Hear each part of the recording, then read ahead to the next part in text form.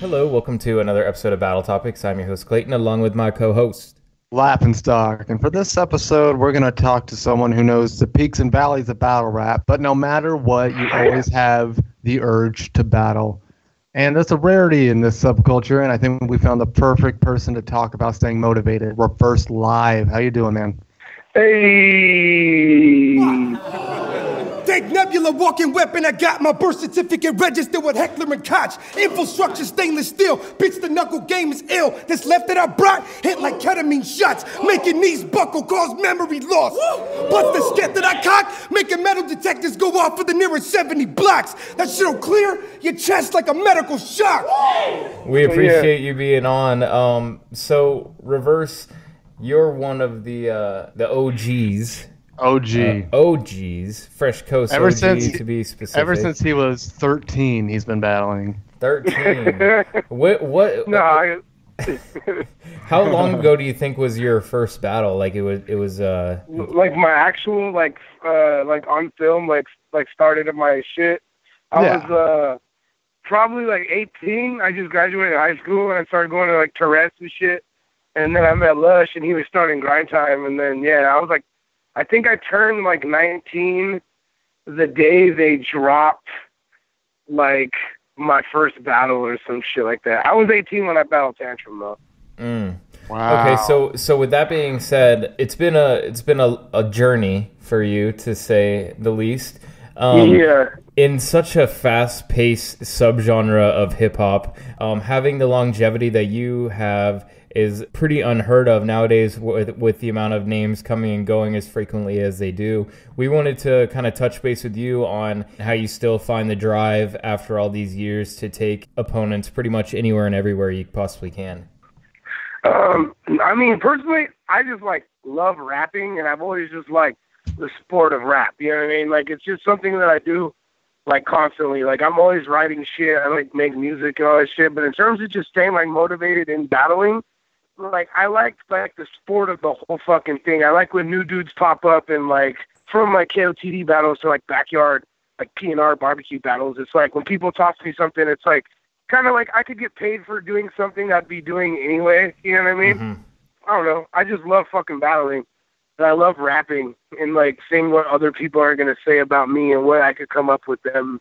I've just always been a big fan of it, and like I think having fun is the biggest issue with most people. Most people take this shit way too fucking seriously, and I don't even think they realize like they're so caught up in like climbing the fucking chain of battle rap that's not even real.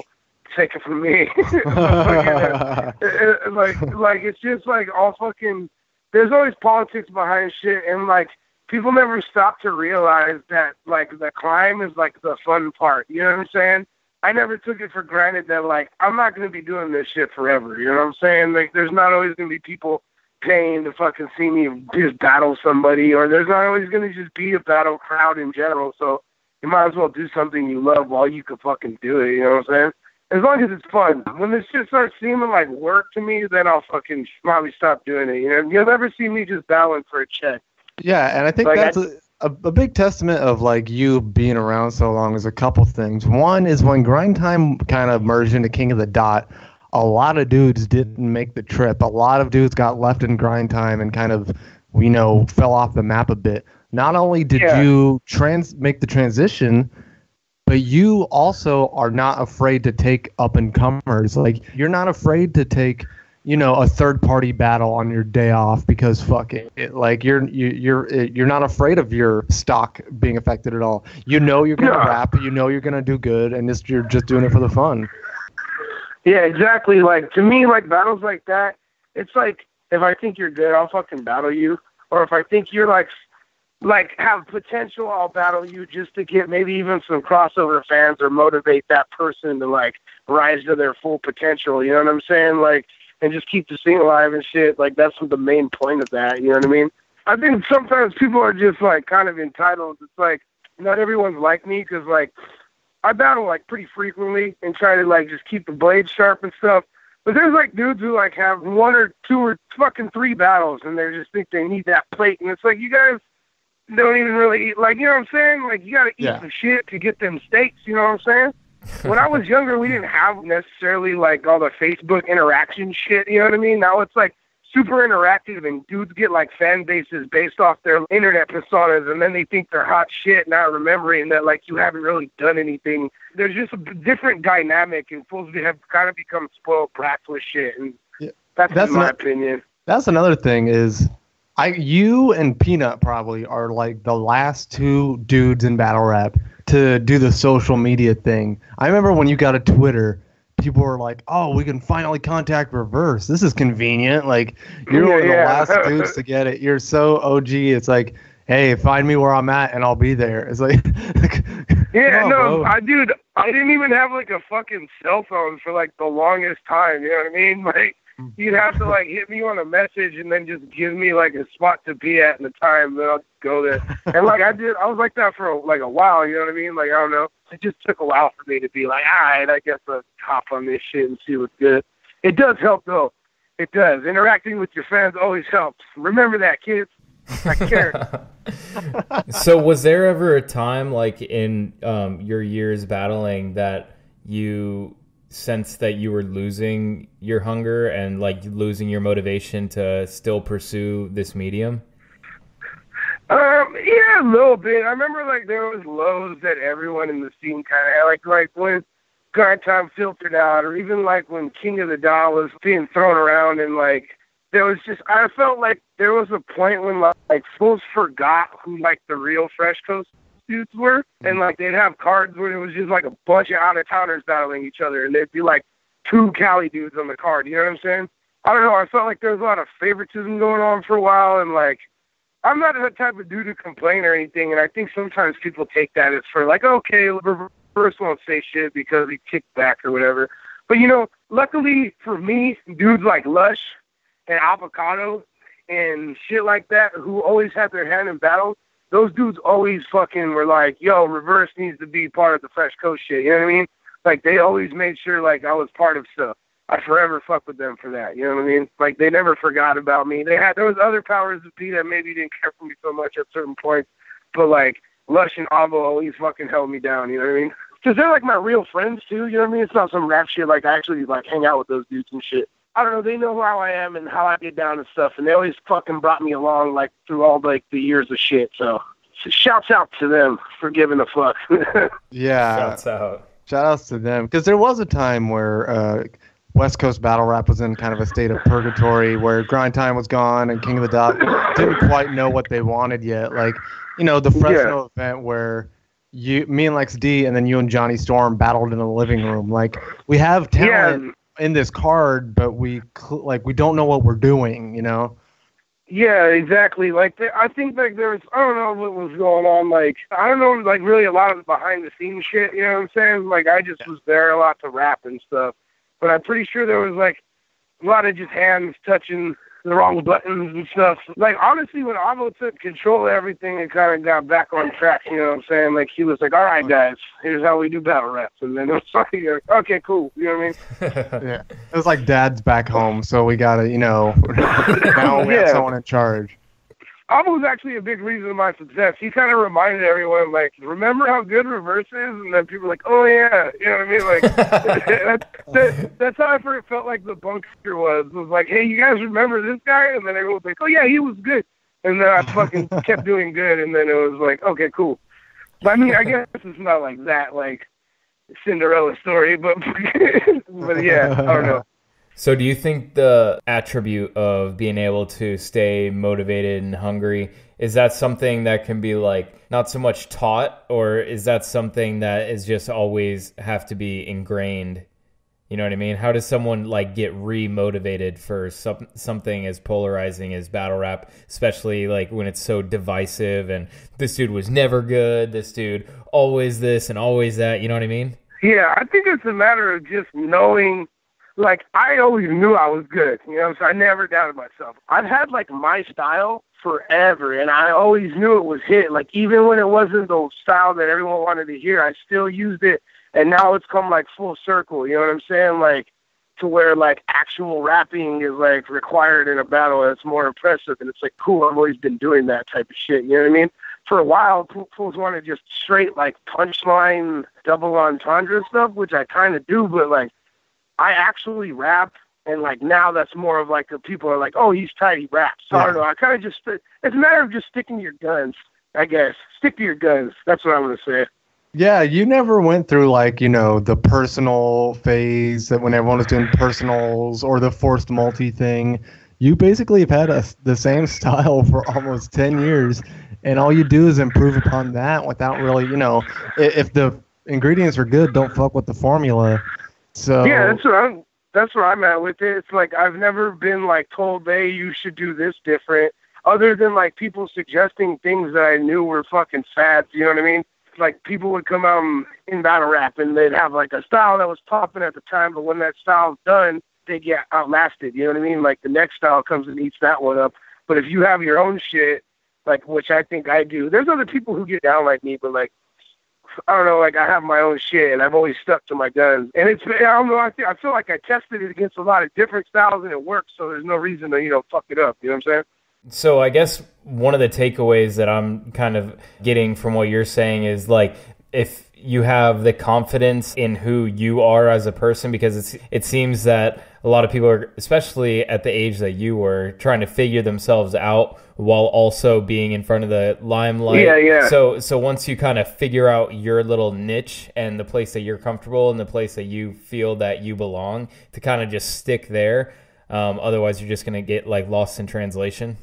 Yeah, exactly. Don't ever try to fucking that's just good life advice. Like, don't try to be some shit you're not. You know what I mean? Even, like, you know, I might have gun lines and this and that. It's fucking battle rap. No one has fucking guns in this shit. Like, and it's like the way I'm doing. It's like, come on, motherfuckers traveling to other countries I can't even get in, and, like, they're just fucking have big cannons hanging out their rides and shit. Like, get the fuck out of here. To me, that's just part of the whole thing, though. It's like professional wrestling. You got to fucking flex for the crowd, you know what I'm saying? But always, like, stick to your shit, though, you know what I'm saying? Like, I've always rapped like that, and I've always, like, put my own twist on it to where you know it's my own thing. And, like, find your shit, be confident in your shit, and don't let anyone else tell you that you should have some different shit. If that's your shit, just let it be your shit, you know what I'm saying? Totally off topic. Okay. Reverse, first question. If you and Madness had an hour-long drinking contest immediately followed by a freestyle battle, who would win either of those? Dude, I don't know. Madness is a fucking beast. I have lost a freestyle battle to Madness sober, so I'm going to say he's going to win the freestyle battle for sure if we're drunk. But I don't know. On a good day, I think I could take Madness in a drink competition. But who knows? Madness is a seasoned vet of the drinking. I'm going to say me on the beer, and he'll serve me on the freestyle. For sure on the freestyle. All right, being cordial. All right, so this is kind of a trivia thing more than an opinion thing. You are among the 40 most active on-camera battle rappers of all time, all right? Like, what number? 40? Yeah, you're in the top 40. Out of there's top 40 most active battle rappers on camera ever. You are in there. Where do you think you are? Me, I have to be in, like, the top, like, 25. You know what? Close enough. Oh, what was it? You're 27th. Oh, that's cool. I can fuck with that. But is okay. that like a statistic? Yeah, no, that's straight from Verse Tracker. That's most on-camera battles. Oh, that's fire. Okay. And here's a bonus question to add on to that. The 26th most active battler, the person right in front of you, you have personally battled in a barbecue restaurant. Do you know who that is? Oh, SM? Yep, it's SM. Hell yeah. Curly's Barbecue. I ate a fucking fantastic pulled pork sandwich after that battle. It was like, that fool was like serving beer and sandwiches out that bitch. It was tight. Yep, Team Snorlax. Yeah, I remember pulling up to that battle. I'm like, so I'm battling in Curly's Barbecue today. All right. Perfect. Okay, Reverse. So next question. You and Fredo are collectively known as Legion of Doom. The Legion of Doom. Hello, dude. Yeah. So if Team Kia Soul is the NWO and Daylight is Gold Dust, who would you consider to be the battle rap equivalent of The Undertaker? The Undertaker? Who's like ominous and dark? Head Ice. I'm trying to say Head Ice. Hell yeah, let's go with Head Ice. Head Ice is a perfect Undertaker, actually. Like, imagine Head Ice walking out to the Undertaker's theme music. That like doesn't even That'd seem be weird. tight. You hear the gong and it goes dark, and then all of a sudden the lights turn on and he's just right there. Oh yeah, that same, like, he'd be feeling. the most terrifying too, because he's just like 8 feet tall, and you know what I'm saying. He's like one of the only people I stand next to. And I'm like, fuck, you're tall, dude. But, you know what I'm saying? Like, I'm tall as shit. So. All right, so a lot of people are unaware of the fact that your brother is actually known in the battle rap community as the Fair Enough guy. Fair enough. Hell yeah. Do you feel like he deserves more credit as an audience member, or is his reputation at this point fair enough? I feel like, I don't know, man. My brother is like, I don't know if people don't know this, but he's been going to fucking like battles for years and years. I'm talking like old grind time shit and stuff like that. And my brother is one of my like favorite people to watch battles with, because he like reacts. Like, you know what I mean? He's not like. But I think it's tight because I'm sure he never planned on being battle rap folklore. You know what I'm saying? Like, yeah. It's pretty tight. I think he's satisfied with his notoriety in the battle rap world. Definitely a slept-on character, though. Fair Enough is one of the most interchangeable, awesome things you could say. It was like responding to a battle, because it could be like, oh, fair enough, like you killed it. Or if it's like, all right, you could be like, oh, fair enough. You know what I'm saying? Like, it's interchangeable. Yeah. Great. Okay, so this is like a would you rather almost. Would you rather have a compliment battle with Sharon on Grind Time, or drink Budweiser exclusively for a month? Oh man, I think I'm gonna go with Budweiser. Like,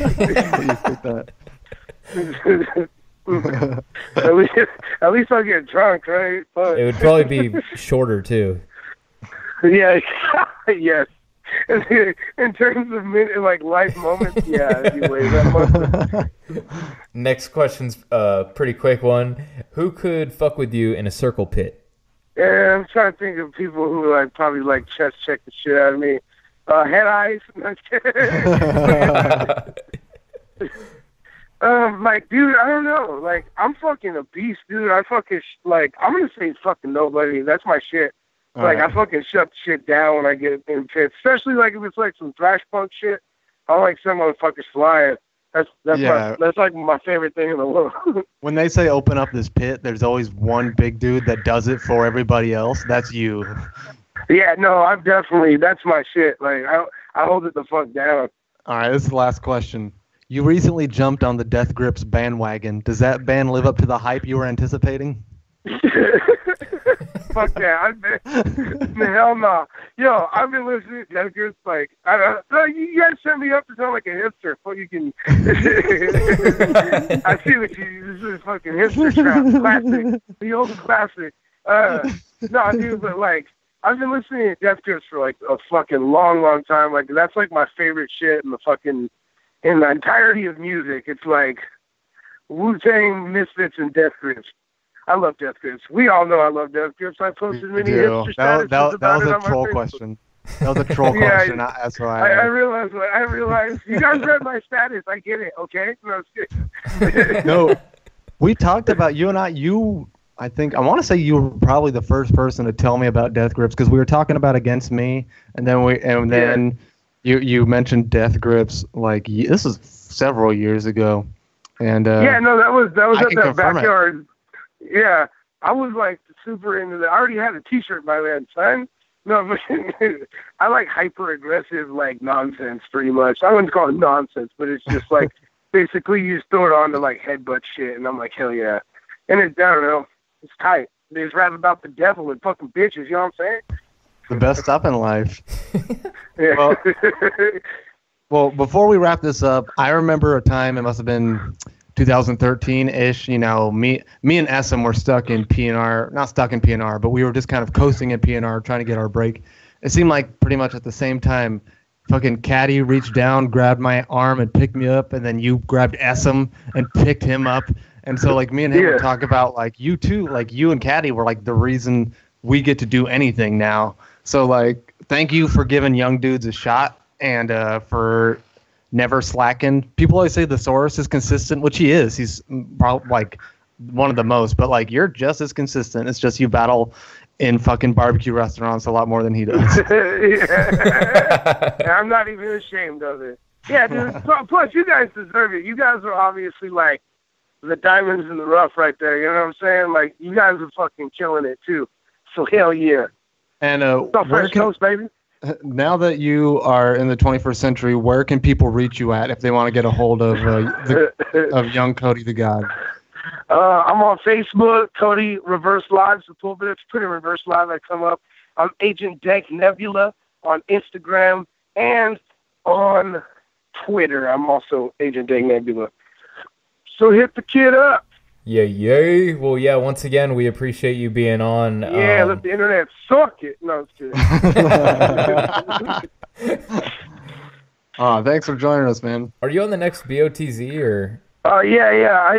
They just dropped my copyright battle, and I'm on the next box against Maniacal.